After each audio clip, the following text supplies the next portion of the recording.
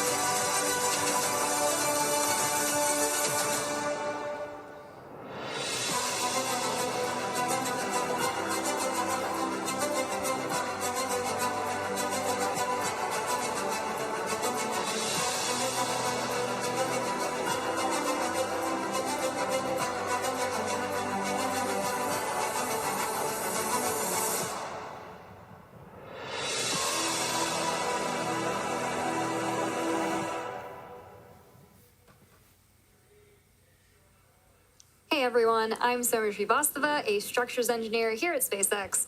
On your screen is a live view of the Falcon 9, which is a reusable 2-stage rocket, which rolled out to the pad and went vertical early this morning. Falcon 9 is kind of like 2 rockets in one, with the first stage and the second stage stacked on top of one another. A rocket can be defined as the engine, or the M1D rocket engine, or the vehicle which is propelled by the engine, in this case, the Falcon 9 rocket.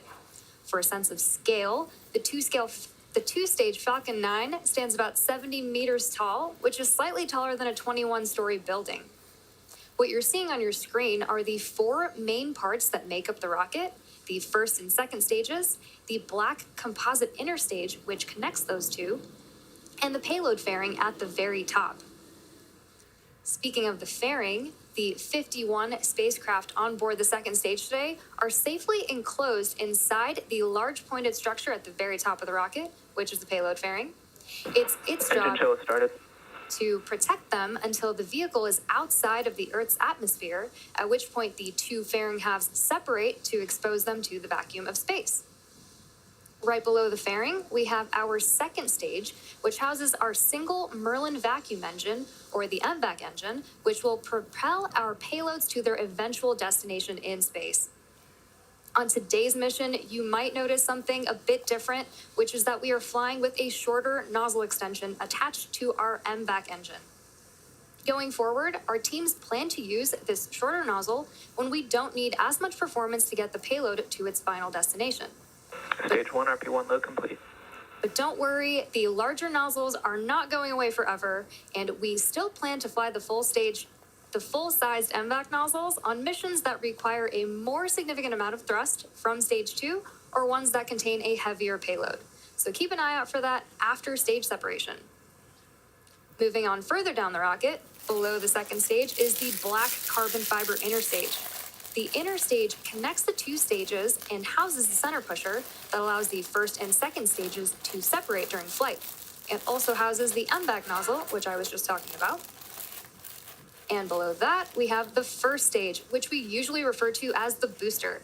The first stage makes up the bottom 2/3 of the vehicle and has 9 M1D engines at the bottom.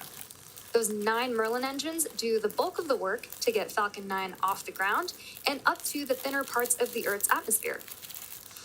Stage 1 is the primary part of Falcon 9 that we recover, refurbish, and reuse for multiple flights, which allows us to bring down the cost of regularly launching rockets. At around 2.5 minutes into flight, the first stage will separate and make its way back to Earth to attempt a land landing at landing zone 4, which isn't too far from the launch pad. For those of you who are keeping track. Thanks, President, for strong back recheck. For those of you who are keeping track, today's mission marks the 10th flight for this particular booster, which has previously supported the Sentinel-6 Michael Freilich mission, DART, and 7 Starlink missions. For today's mission, unlike typical Falcon 9 missions, we'll be performing a single engine entry burn and a 3-engine landing burn on the first stage after stage separation. This is due to the change of second stage engine performance with the shorter nozzle. So switching up the number of engines we light up during these 2 milestones on the booster during descent will allow us to more efficiently land on LZ-4. We've previously performed similar types of burns, most commonly on the Falcon Heavy side boosters. This will, however, be the first Falcon 9 first stage to perform these burns with this changed engine configuration to land back on land. It's also worth noting that we are predicting slightly higher winds during our landing attempt, but hopefully the weather will cooperate with us. So be sure to keep an eye out during both entry and landing burn to see if you can see the difference based on how many engines are lit up. At T-minus 3 minutes and 33 seconds, the vehicle is healthy and we are currently tracking no issues. However, the weather is currently a watch item and red, but we are planning on moving towards our planned T0 of 11:48 p.m. If for some reason we do not launch today, we have another opportunity tomorrow at the same time.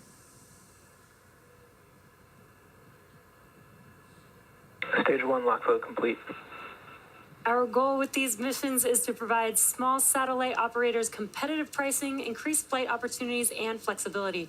We're flying some really cool payloads on this mission, including several different types of Earth observation spacecraft, collecting greenhouse gas emissions data, hyperspectral imaging, student research projects, and orbit-changing vehicles.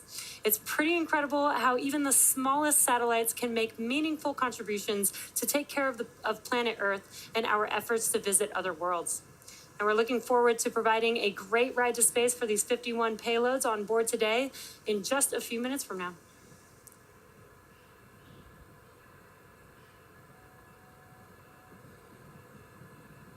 Now, at this point, we have completed LOX loading on the first stage.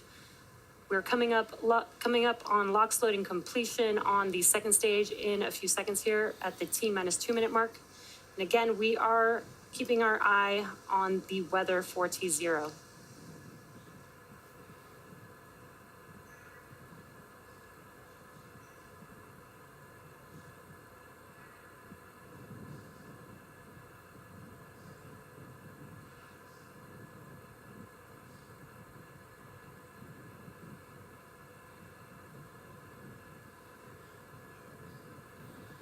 Stage 2, lock flow complete. There's that call out that we were waiting for.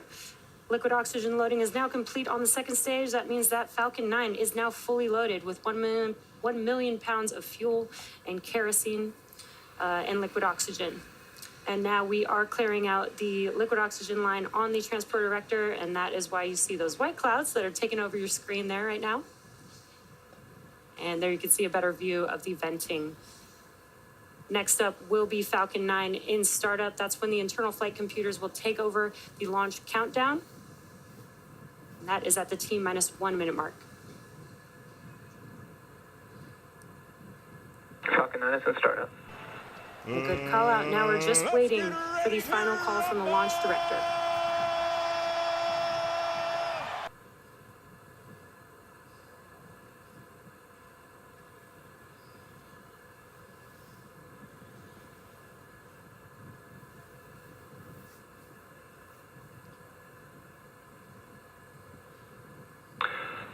Launch director on countdown 1. Hold, hold, hold. Launch abort has started.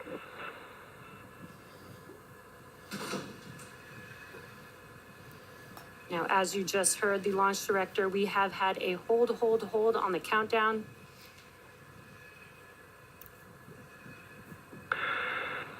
As launch director on countdown net, a manual hold was called due to weather constraints.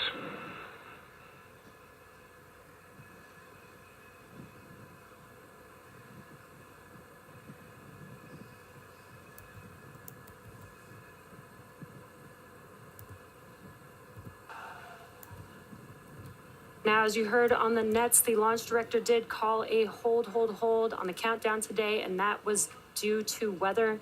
We have been keeping an eye out on that. The vehicle and payload remain in good health, and our next launch opportunity is tomorrow at the same time at 11:48 p.m. Pacific time. As always, thanks for watching, and we hope to see everyone back here for our next attempt.